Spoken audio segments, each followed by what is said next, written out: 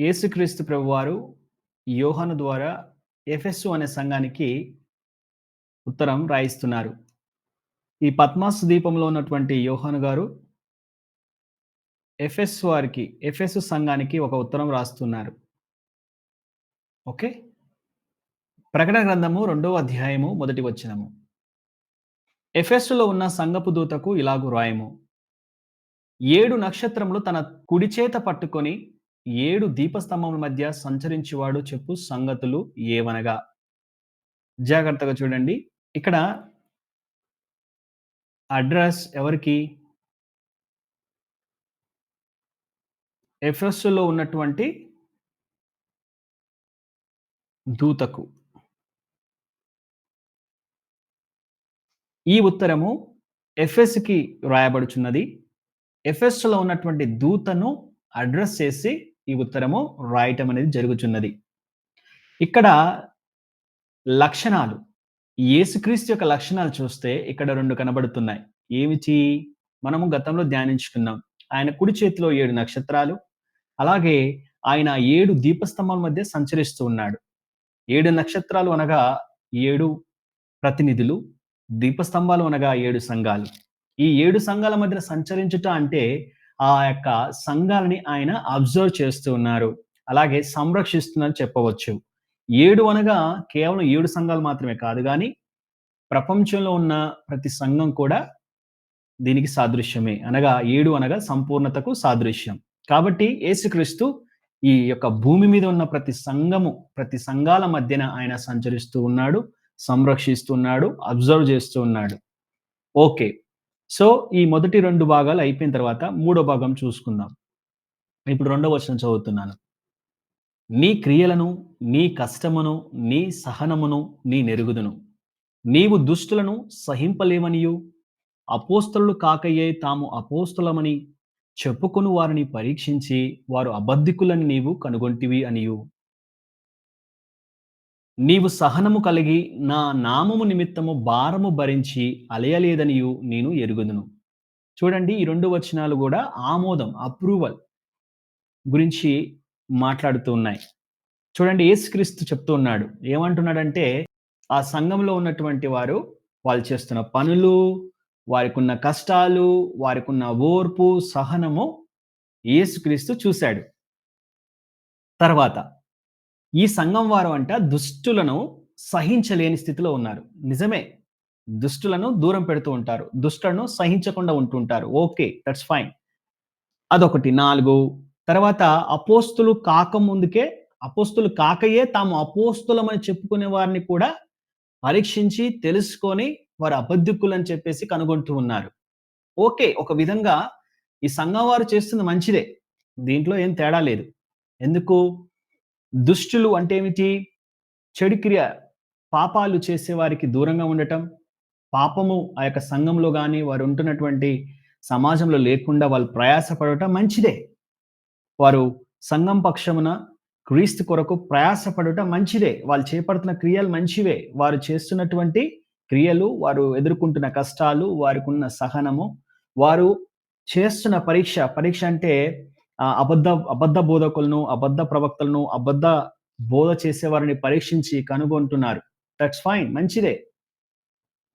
తర్వాత వీటిని బట్టి దేవుడు అప్రిషియేట్ చేస్తున్నాడు. తర్వాత చూస్తే మూడో వచనం చదువుతున్నాను. నీవు సహనము కలిగి నా నామము నిమిత్తము భారము భరించి అలయలేదనియు నేనెరుగుదును. యేసుక్రీస్తు నిమిత్తము అన్నీ ఎదుర్కొంటున్నారు. వాళ్ళకున్న భారమే కావచ్చు, కష్టాలే కావచ్చు, సమస్యలే కావచ్చు, అది ఏదైనా క్రీస్తు నామము నిమిత్తము వారు పోరాడుతున్నారు, సహిస్తూ ఉన్నారు. అయితే వారు ఏమాత్రం కూడా అలవలేదు. కొన్ని రోజులు మాత్రమే ప్రయాసపడి, కొన్ని రోజులు మాత్రమే ఎదుర్కొని, కొన్ని రోజులు మాత్రమే యేసు నామం కోసం నిలబడి, కొన్ని రోజులు నిలబడకపోయి, వెనకబడిపోయి అలా ఏమి లేదు. వాళ్ళు ఫస్ట్ నుంచి కూడా వాళ్ళు చాలా స్ట్రాంగ్‌గా ఉన్నారు. చాలా స్ట్రాంగ్ ఫెయిత్‌లో ఉన్నారు. చాలా స్ట్రాంగ్‌గా ఎదుర్కొంటున్నారు. వాళ్ళు చూడగానే జీసస్‌కి చాలా హ్యాపీ అనిపించింది. అప్రిషియేట్ చేస్తా ఉన్నాడు. ఏవండీ? ఇక్కడ నేను రాస్తాను. క్రియలు, కష్టము, సహనము, భారం. తర్వాత పరీక్షించుట.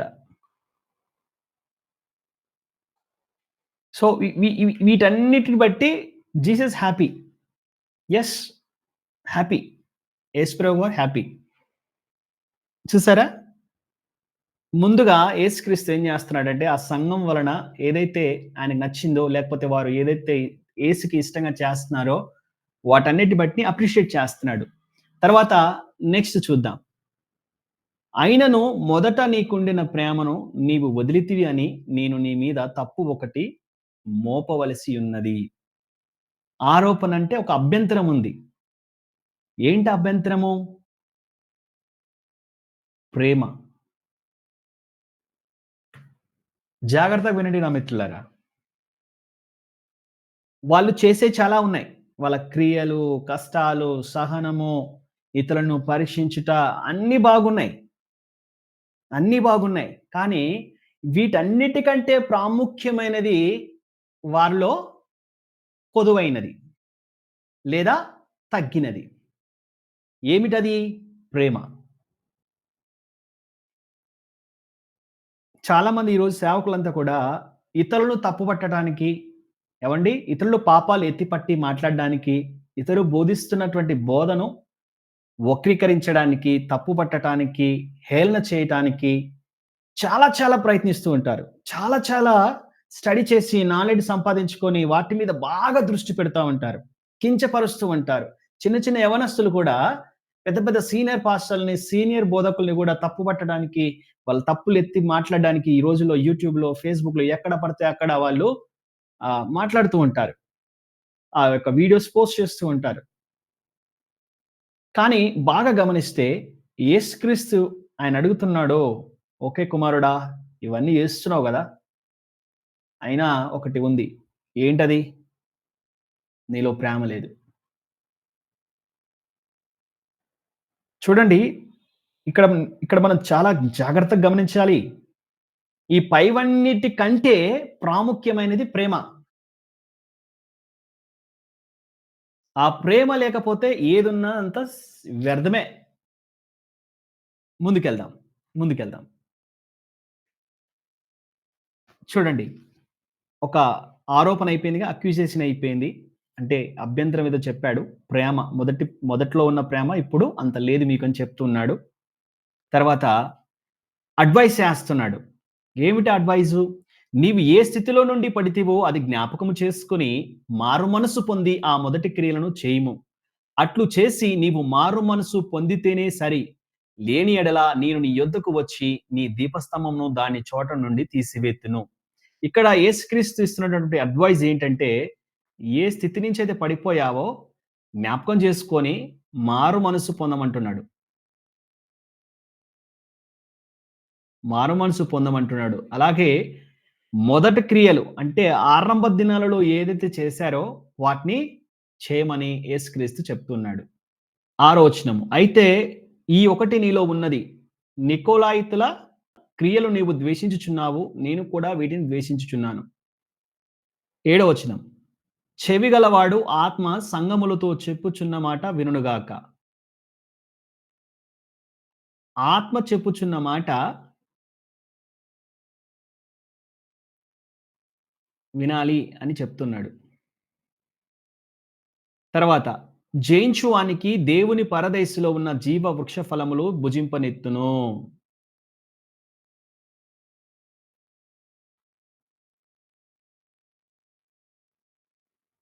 చూడండి,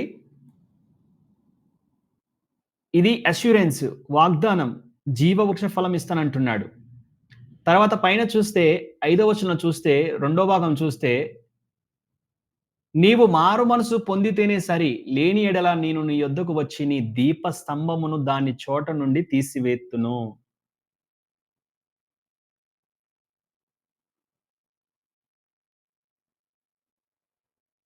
ఏం చేస్తాడంట? దీపస్తంభం తీసేస్తానంటున్నాడు. ఇప్పుడు జాగ్రత్తగా విందాం. ఈ ఉత్తరము, ఈ ఉత్తరము ఎఫెసుకి రాయబడుచున్నది. ఎఫెసులో ఉన్న దూతను అడ్రెస్ చేస్తూ ఈ యొక్క ఉత్తరం యేసుక్రీస్తు ప్రభువారు రాయిస్తూ ఉన్నారు. ఈ యొక్క ఉత్తరములో యేసుక్రీస్తు తన యొక్క లక్షణాలు రివీల్ చేస్తున్నాడు. ఏం చెప్తున్నాడు అంటే, కుడి చేతిలో 7 నక్షత్రాలు, అలాగే 7 దీపస్తంభాల మధ్య ఆయన సంచరించువాడై ఉన్నాడు అనే విషయం అక్కడ ఆయన రివీల్ చేస్తూ ఉన్నాడు. ఆ తర్వాత ఆ యొక్క సంఘం వైపు చూసాడు. ఏమండి? సంఘం వైపు చూసినప్పుడు, వారి యొక్క పనులను చూసినప్పుడు, వారి కష్టాన్ని చూసినప్పుడు, వారి సహనాన్ని చూసినప్పుడు, వారు అబద్ధ బోధకులను పరీక్షించి కనుగొంటున్నప్పుడు, అలాగే నికోలాయితుల యొక్క బోధను తిరస్కరిస్తున్నటువంటి ఈ యొక్క పనులన్నిటిని చూసాడు. అన్నీ బాగానే ఉన్నాయి. అవన్నీ బాగానే ఉన్నాయి. కానీ ఉండవలసినది కాస్త తగ్గింది. ఏమిటది? ప్రేమ. గుర్తుపెట్టుకోండి నా మిత్రులారా, మనకి అద్భుతాల కోసం, ఆశ్చర్యకార్యాలు చేయడం కోసం దేవుడి యొక్క ఆత్మ వరాలు మనకున్నా లేకున్నా, మనకు మొట్టమొదటగా ఉండాల్సింది ప్రేమ. మనకు బైబిల్ మీద జ్ఞానము ఉన్నా లేకున్నా, ఏవండీ ఇతరులు మంచి బోధకులా, చెడ్డ బోధకులా అనేటువంటి విషయాన్ని కనిపెట్టకపోయినా సరే, మొట్టమొదటగా మనకు ఉండాల్సింది ప్రేమ. బైబిల్ జ్ఞాని ఎవరు? బైబిల్ జ్ఞాని ఎవరు? అని చెప్పేసి ఫస్ట్ ప్రైజ్ కొట్టినా, కొట్టకపోయినా ప్రేమ ఉండాలి. బైబిల్ జ్ఞానిలో నువ్వు ఫస్ట్ ప్రైజ్ తీసుకున్నా, యేసయ్య ప్రేమ మనలో లేనట్లయితే, మీలో లేనట్లయితే, మనం ఎన్ని రివార్డ్‌లు సంపాదించుకున్నా, ఎన్ని సన్మానాలు పొందినా అన్నీ కూడా వ్యర్థమే. ఆయన అంటున్నాడు స్పష్టంగా, "మారు మనసు పొందు." అంటే ఏమిటి? ఇవన్నీ గూడా ఆయన్ని సంతోషపెడతలేవు. వీటన్నిటికంటే ముఖ్యమైనది ప్రేమ. నువ్వు మొదటి ప్రేమను మర్చిపోయావు. మొదటి క్రియలు మర్చిపోయావు. సర్వసాధారణంగా యేసుక్రీస్తుని అంగీకరించినటువంటి మొదటి దినాలలో చక్కగా టైంకి సంఘానికొస్తారు. టైంకి నిద్ర లెగుస్తారు. టైంకి ప్రార్థన చేసుకుంటారు. టైంకి భోజనం చేస్తారు. మరియు ఏం చేసినా పరిశుద్ధంగా ఉండడానికి ప్రయత్నిస్తా ఉండేవారు. సలహాలు అడిగేవారు. కానీ రోజులు గడిచే కొలది, నెలలు గడిచే కొలది, సంవత్సరాలు గడిచే కొలది సీనియారిటీ వచ్చినట్టుగా భావించి, మాకంతా తెలుసులే అని చెప్పేసి, ఆ పరిశుద్ధతను మర్చిపోతారు. ప్రేమను మర్చిపోతారు. విమర్శలు ఎక్కువైపోయి, కించపరచటాలు ఎక్కువైపోయి, బూతులాడటాలు, మోసం చేయటాలు, దొంగతనాలు ఇంకన్నీ అలవాటు చేసుకొని, మొదట్లో ఉన్నటువంటి ఆ స్థితి, మొదట్లో ఉన్నటువంటి విశ్వాసం, మొదట్లో ఉన్న ఆ ప్రేమను మర్చిపోయి, సగం లోకం, సగం క్రీస్తు అన్నట్టుగా జీవిస్తూ ఉంటారు. అలా జీవించటానికి వీల్లేదు.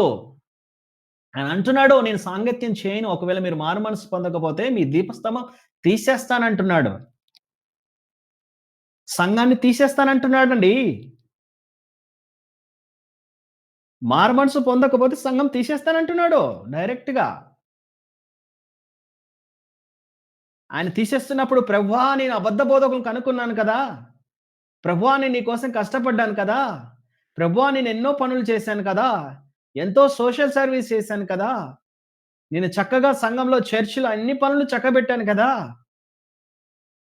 తప్పుడు బోధకులంటే వాళ్ళని నేను యూట్యూబ్‌లో అక్కడ ఇక్కడ కౌంటర్‌ల మీద కౌంటర్‌లు, కౌంటర్‌ల మీద కౌంటర్‌లు ఇచ్చాను కదా!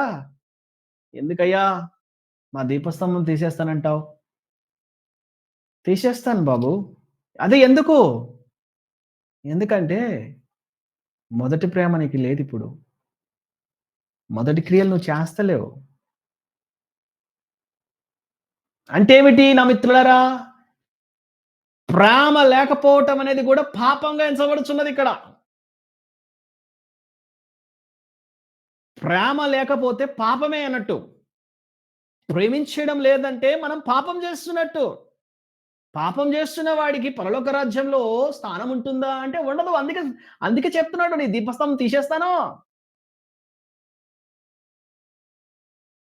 ప్రేమ లేకపోతే, ప్రేమించటం లేకపోతే అది పాపమే. మనం ప్రేమించాలి. మనం శత్రువుల్ని ప్రేమించాలి.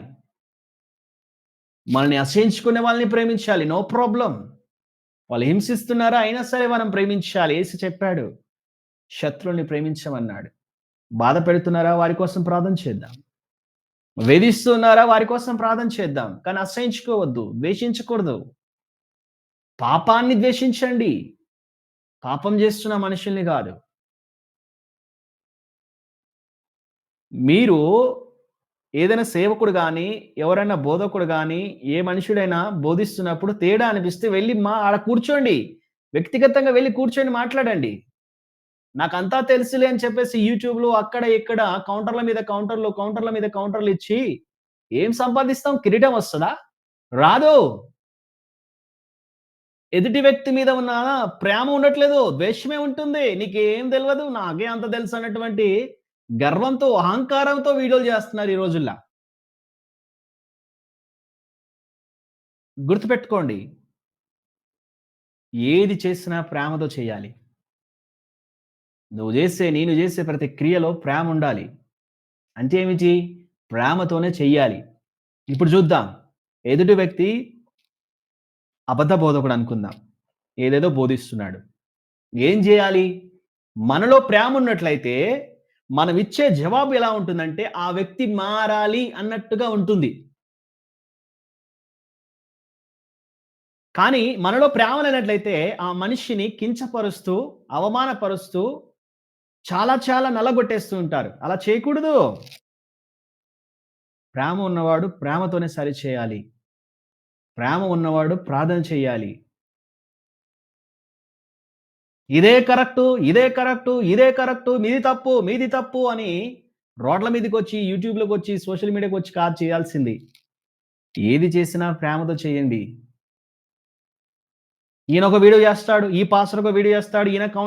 ఈయనకి కౌంటర్ ఇద్దామని ఇంకొకాయన వీడియో చేస్తాడు. మళ్ళా ఈయనకి కౌంటర్ ఈయన చేస్తాడు. ఈయనకి కౌంటర్ ఈయన చేస్తాడు. ఇదే లోకం. ప్రేమించడం తెలియట్లేదు. ప్రేమించుకోవడం తెలియట్లేదు. ఒక తల్లికి పుట్టిన పిల్లలు ఎలా ఉంటారండి? "అక్క ఈ విషయంలో జాగ్రత్తగుండు. తమ్ముడు ఈ విషయంలో జాగ్రత్తగుండు" అని చెప్పుకోరా? ఒక తల్లికి పుట్టిన పిల్లలైతే చెప్పుకోరా? చెప్పుకుంటారు. యేసుక్రీస్తు కూడా అడుగుతున్నాడు మనల్ని. ప్రేమను మొదటి ప్రేమ కంటే ఇప్పుడు ప్రేమ ఇంకెక్కువుండాలా? మొదటి ప్రేమ కంటే ఇప్పుడు తగ్గకూడదు. మీరొకసారి పరిశీలన జేసుకోండి. ప్రభులోకి కొత్తగా వచ్చినప్పుడు ఎలా ఉన్నారు? ఇప్పుడెలా ఉన్నారు? ఇప్పుడు మొదటి విశ్వాసం అనగా ఆ రోజుల్లో, మొదటి రోజుల్లో, ఆరంభ దినాల్లో ఉన్నంతగా ఉన్నారా? అంతకంటే మెరుగ్గా ఉంటే ఇక సంతోషం. కానీ అంతకంటే బాధాకరంగా, భయంకరంగా జీవిస్తున్నారంటయితే మాత్రం జాగ్రత్త. ఈ మాట మన కోసమే. ఆయన అంటున్నాడు, "మీ దీపస్తంభం ఎత్తేస్తాను." చూడండి 7వ వచనం. చెవిగలవాడు ఆత్మ సంగములతో చెప్పుచున్న మాట వినుగాక. జయించువానికి దేవుని పరదైసులో ఉన్న జీవవృక్ష ఫలమును భుజింపనెత్తును. ఆదికాండము 2 అధ్యాయము 9 వచనంలో ఆదాము హవ్వలు జీవవృక్ష ఫలం తినకుండా వాళ్ళని దూరం పెట్టాడు. ఎందుకు? పాపం చేశారని. ఇక్కడ ఆయన చెప్తున్నాడు, బిడ్డా మీరు జయించేవారిగా ఉంటే ఏమి జయించగా ఈ లోకం మీద మనం జయం కావాలి మనకి. ఈ పాపం మీద మనకు జయం కావాలి. మన చెడిపోతున్న ఆలోచనల మీద జయం కావాలి. యేసుక్రీస్తు జయించాడు. మనం జయించాలి. యేసుక్రీస్తు పరిశుద్ధంగా జీవించాడు. మనం జీవించాలి. ఆనాడు ఆదామవ్వలు ఫెయిల్ అయ్యారు. విధేయతలో ఫెయిల్ అయ్యారు. ఈరోజు మనం పాస్ అవ్వాలి. వారు ఫెయిల్ అయ్యారు కాబట్టి జీవవృక్ష ఫలములు తినడానికి వాళ్ళకి అనుమతించలేదు ఆ దినాన. వెలివేశాడు. బయటికి పంపించేసాడు. ఏదెను తోట నుంచి. ఈరోజు మనకి ఆ ధన్యత ఇస్తా అంటున్నాడు దేవుడు. ఏమంటున్నాడు? జయిస్తే వృక్ష ఫలాలు మీకిస్తాను బాబు. మీకిస్తాను కుమార్తె, మీకిస్తాను కుమారుడు అని చెప్తున్నాడు యేసు ప్రభువారు. సంఘములో మీరు వెళ్తున్న సహవాసంలో మీరుంటున్నటువంటి ప్రతి కూటమిలో ప్రేముండాలి. అక్కడ ప్రేమ లేదన్నా, నేను నేర్పిస్తానన్నా, ఓకే. నువ్వు నేర్పించే వాడివైతే వెళ్ళు. నువ్వు నేర్పించు. కానీ వారి వలన నీ మొదటి ప్రేమను నువ్వు కోల్పోకూడదు. ముందే చెప్తున్నా. లేదు నేను నేర్చుకోవాలి, నేను తెలుసుకుంటున్నాను, ఇంకా ఎదుగుతున్నాను అన్నట్లయితే నువ్వు వెళ్తున్న సంఘంలో ప్రేమ ఉంటే ఆ సంఘానికి వెళ్ళు. అద్భుతాలు, ఆశ్చర్యకార్యాలు మాత్రమే ఉంటే ప్రేమ లేకపోతే మనం క్రీస్తులో నిలబడలేమండి. ప్రేమ ఉంటే అన్నీ ఉంటాయి మళ్ళీ. యేసు ప్రేమ మనలో మన మధ్య ఉంటే అద్భుతాలుంటాయి, ఆశ్చర్యకార్యాలుంటాయి, అన్నీ ఉంటాయి. కాబట్టి ప్రేమ అనేది చాలా ఇంపార్టెంట్. నా మిత్రులారా, ఒకవేళ మనము మొదటి స్థితి నుంచి పడిపోయామేమో గుర్తు చేసుకొని మారుమనసు పొందుదాం. మొదటి ప్రేమను మర్చిపోయామేమో, అసలు ప్రేమించటమే తెలియకుండా ఉంటున్నామేమో, అసలు ప్రేమ అంటే ఏంటో కూడా తెలియని పరిస్థితిలో ఉన్నామేమో నా మిత్రులారా. జాగ్రత్త. మనం నేర్చుకుందాం. మనం ప్రేమించటం నేర్చుకుందాం. మనం ప్రేమ కలిగి ఉందాం. యేసయ్య ప్రేమను మనం ప్రపంచానికి చూపిద్దాం. ఈ సమాజానికి చూపిద్దాం. మనము ఫోకస్ చేయాల్సింది అబద్ధ బోధకుల మీద, అబద్ధ ప్రచారకుల మీద విమర్శన చేయడానికి, కించపరచడానికి అవి కాదు. ప్రేమించడం నేర్చుకుందాం. ప్రేమతో మార్చుకుందాం. ఇప్పుడు మన కుటుంబంలో ఒక వ్యక్తి ఒక్కొక్కసారి విరుద్ధంగా మాట్లాడుతుంటాడు, ఆవేశంతో మాట్లాడుతుంటాడు, కోపంతో మాట్లాడుతుంటాడు. మనం కూడా కోపంతో, ఆవేశంతో మాట్లాడకూడదు. ప్రేమతో, అయ్యో మా తమ్ముడే కదా, అయ్యో మా అన్నే కదా, అయ్యో మా అక్కే కదా, అయ్యో మా చెల్లియే కదా అని తగ్గించుకొని ఎంతో ప్రేమగా మాట్లాడుతూ, ప్రేమగా సరి చేసుకోవడానికి మనం ప్రయత్నం చేస్తాం. అలాగే మన చుట్టూ ఉన్న ప్రజల్ని మనం ప్రేమతో జయించాలి. ప్రేమతోనే మనము ఈ సమాజాన్ని కట్టుకోవాలి. మార్పు రావాలంటే ప్రేమించటమే నేర్చుకుంటే మనతో వచ్చే మార్పు, మన కుటుంబంతో, మన సంఘంతో, మన చుట్టూ ఉన్న సమాజంలో మార్పొస్తుంది. ఒక మాట చెప్తాను చూడండి. మనల్ని అందరూ అబ్జర్వ్ చేస్తూ ఉంటారు. వాళ్ళు ఎలా ఇయ్యాలంటే సాక్ష్యం, నేను యేసుక్రీస్తుని చూడలేదు. బహుశా యేసుక్రీస్తు నీలాగే ఉంటాడేమో, ఇంత ప్రేమగా ఉంటాడేమో అనే సాక్ష్యం సంపాదించుకోవాలి. బహుశా యేసుక్రీస్తు నీలాగనే ఉంటాడేమో చెల్లి. బహుశా యేసుక్రీస్తు నీలాగనే ఉంటాడేమో సహోదరుడా అని చుట్టూ ఉన్న వాళ్ళు సాక్ష్యం చెప్పాలి. అంటే మనం యేసుక్రీస్తులం కాము. ఆయన ప్రేమను మన ద్వారా అందరికీ చూపించాలి. అది కావాల్సింది. ఇంకో మాట చెప్తాను చూడండి. ఒక వ్యక్తి తప్పుడు బోధిస్తున్నాడు, తప్పు చేస్తున్నాడు, పాపం చేస్తున్నాడు అనుకో. మీరు ద్వేషంతో వెళ్ళి చెప్పండి, మారరు.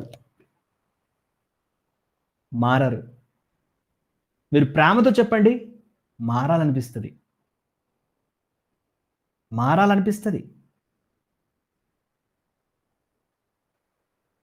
నువ్వు వింతేరా, నువ్వు చెడిపోయావురా, నువ్వు చెడిపోతావురా, నీ బతికింతేరా, నిదింతేరా అని ప్రేమ లేకుండా ద్వేషంతో మనం అన్నాం అనుకోండి. వాడు మారతాడా? మారడు. ఒరేయ్ నా కుమారుడా, నా కుమార్తె, దయచేసి మారు మనసు పొందుకో. ఆ పనులు చేయకు నాన్న. అది జీవితాన్ని ఇది చేస్తుంది నాన్న. నష్టం చేస్తుంది నాన్న. చదువుకో నాన్న. ఇప్పుడు చదువుకుంటూ నువ్వు ప్రయోజకుడు అవుతావు నాన్న. అబద్ధాలు చెప్పకు నాన్న. అది మనకు తగదు. యేసు మనకు చెప్పాడు కదా నాన్న. చూడండి ఎంత సాఫ్ట్‌గా మాట్లాడాలి, ఎంత సాత్వికంగా మాట్లాడాలి, ఎంత ప్రేమగా మాట్లాడాలి. అవతల వ్యక్తి వింటాడా, వినడా తర్వాత సంగతి. కానీ ప్రేమగా మాట్లాడాలి. ఒక మనిషిని జయించాలంటే ద్వేషం వల్ల కాదు, గొడవల వల్ల కాదు. ఒక మనుష్యుడిని జయించాలంటే అది కేవలం క్రీస్తు ప్రేమ ద్వారానే సాధ్యం. ఈరోజు నేను క్రీస్తుని నమ్ముకోవడానికి గల కారణం కూడా అదే. యేసయ్య ప్రేమ అంతే. యేసు ప్రేమను నేను రుచి చూశాను.